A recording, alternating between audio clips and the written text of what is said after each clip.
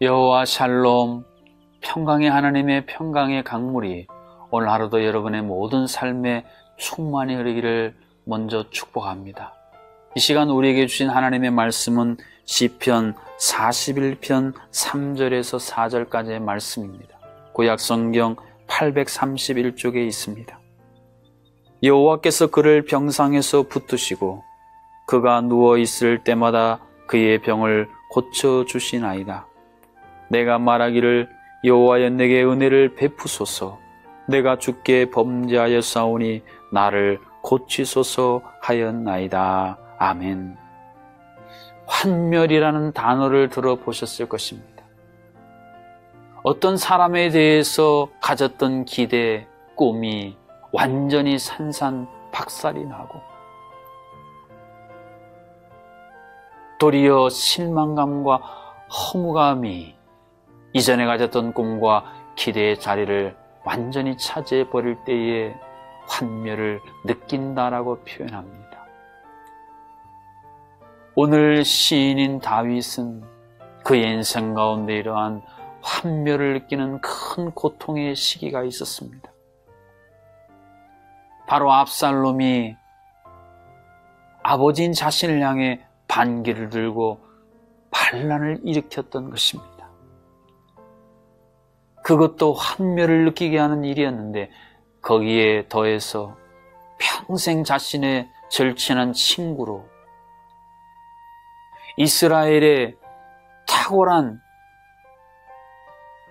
제갈공명 같았던 아히도벨마저 자신을 배신하고 압살롬 편에 붙어버린 일, 이로 말미암아 다윗은 몸도 마음도 영혼도 심각하게 쇠약해져서 병상에 눕게 되고 맙니다.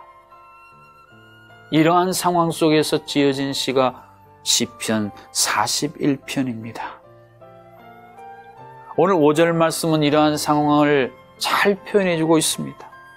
나의 원수가 내게 대하여 악담하기를 그가 어느 때에나 죽고 그의 이름이 언제나 없어질까 하며, 다윗 네가 이제까지 사울의 칼날도 골리앗의 칼날도 잘 피했다만 이제 너의 그 질긴 목숨이 곧 끊어질 것이다. 사울은 천천히여 다윗은 만만이라고 칭송받았던 너의 그 이름이 이제는 이스라엘에서 지워져 버릴 것이다. 이러한 말을 서슴지 않고 자신이 행하여 온 이스라엘에 퍼뜨리고 있는 자신의 오른팔과 왼팔과 같은 바로 압살롬과 아히도벨의 이러한 일들로 말미암아 다윗은 엄청나게 무너지고 말았습니다. 그런데 이러한 상황을 어떻게 극복하고 다시 다윗의 생명을 유지하고 그의 이름이 오고 오는 이스라엘에 끊어지지 아니하는 이름으로 남아있을 수 있었습니까? 그 대답이 오늘 본문 3절에 이렇게 기록이 되어져 있습니다. 여호와께서 그를 병상에서 붙드시고 그가 누워있을 때마다 그의 병을 고쳐주시나이다. 먼저 하나님께서 붙드셨기 때문이었습니다.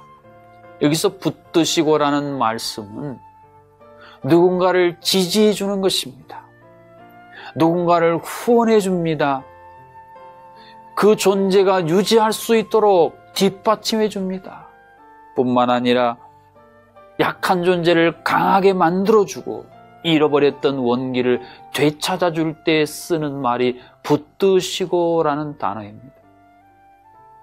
다윗은 지금 자신을 후원해주고 지지해주고 유지해줄 아무런 사람도 존재하지 않는 것과 같은 상황, 가졌던 모든 힘도 소망도 다 잃어버리고 인생에 살아갈 기본적인 힘마저 다 잃어버린 상황이었는데 그때 하나님께서 그를 붙들어 주셨기 때문에 그는 다시 회복될 수 있었습니다.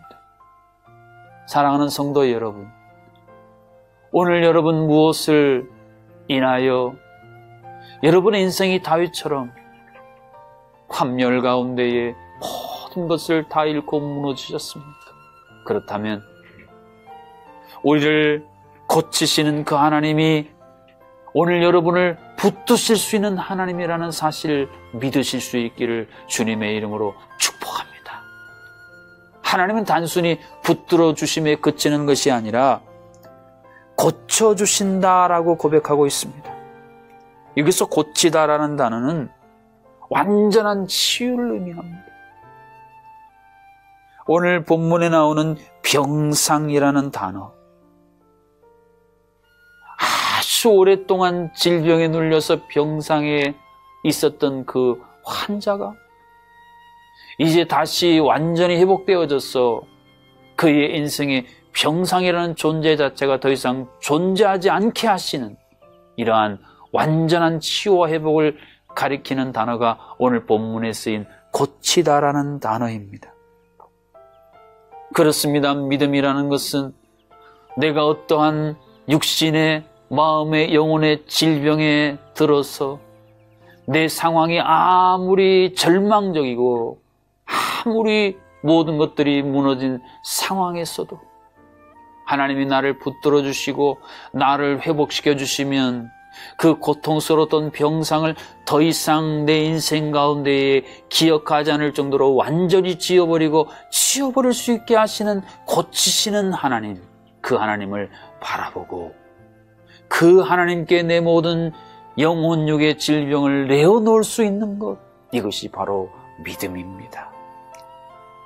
이러한 역사를 위해 시인은 오늘 4절 상반절에 이렇게 기도합니다. 내가 말하기를 여호와여 내게 은혜를 베푸소서.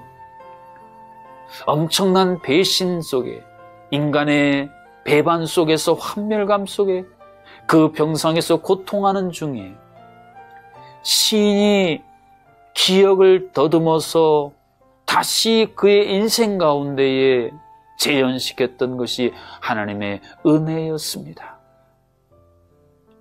하나님과 교제할 자격도 없는 나인데 하나님과 깊은 교제를 나누고 그 교제함 속에서 누리게 되었던 영광스러운 감격, 이 감격의 물결이 다시 내 인생 가운데에 스며들고 내 인생 가운데에 차기 시작하자.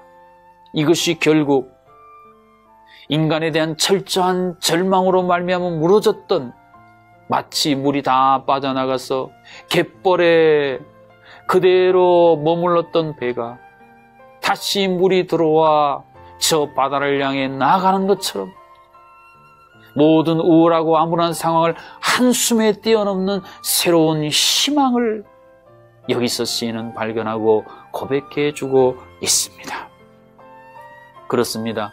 사랑하는 성도 여러분, 우리의 인생이 아무리 깊은 절망, 또 환멸로 인한 고통, 무너진 가운데 있다 할지라도 반드시 밀물 때는 온다라는 카네기의 고백처럼 하나님께서 우리 인생 가운데에 신이 다시 찾아오셔서 우리를 붙드시고 고쳐주시면 해결점이 발견되어지고 우리는 승리의 복된 항구를 향해 다시 나아갈 수가 있습니다. 오늘 여러분 어떤 마음의, 몸의, 영혼의 질병 가운데 병상에 누운 지가 오래되셨습니까? 38년 된 병자를 보시고 그 병이 이미 오랜 것을 아셨던 주님께서 그런 우리의 약함을 아시고 우리를 붙들어 주시고 우리를 고치시기 위해 지금 우리 곁에 계십니다. 손 내밀어 주를 만져라, 주 지나신다. 고치시는 하나님, 그 하나님을 손을 내밀어 붙드심으로 말미암아 여러분의 인생에 그렇게 오랫동안 여러분을 힘들고 고통스럽게 했던 그 병상이 깨끗하게 치워지는 그런 놀라운 은혜가 우리 가운데 있어지기를 주님의 이름으로 축복합니다. 기도하시겠습니다. 우리를 붙드시는 하나님, 넘어지고 쓰러지고 무너질 수밖에 없는 우리였지만 주님이 붙드셨기에 오늘 우리가 여기에 이렇게 존재하고 있습니다. 우리를 고치시는 하나님, 친히 우리의 인생 가운데 있는 이 오래된 병상을 속히 지어 주시사 하나님과의 깊은 교제를 나누었던 기쁨과 감격의 은혜만이 우리 삶 가운데에 가득 차고 넘치게 하여 주시옵소서. 오늘도 하늘문을 여시고 우리 가운데 부어주시는 그 하나님의 놀라운 은혜의 단비 머금고 황무지같이 황폐해진 우리의 심령이 이 땅, 이 나라, 민족, 온 세상 열방이 다시 한번 아름답게 피어나는 은혜를 누리며 살게 하여 주시옵소서. 예수님의 이름으로 기도하옵나이다. 아멘. 이제는 우리를 친히 붙드시고 고치시기 위해 이 땅에 오셔서 우리 대신 십자가 고통 짊어지신 우리 주 예수 그리스도의 은혜와 오늘도 우리를 완벽하게 고쳐주시사 모든 오래된 병상을 친히 치워주시는 하나님 아버지의 크신 사랑하심과 이것을 확신하고 모든 절망 속에서 환멸 속에서 아름다운 소망의 꽃을 피게 하시는 성령 하나님의 교통하심이 하나님의 모든 자녀들 가운데 이 땅과 이 나라 민족 온 세상 열방 가운데 이제로부터 영원토록 함께하여 주시기를 간절히 축원하옵나이다. 아멘.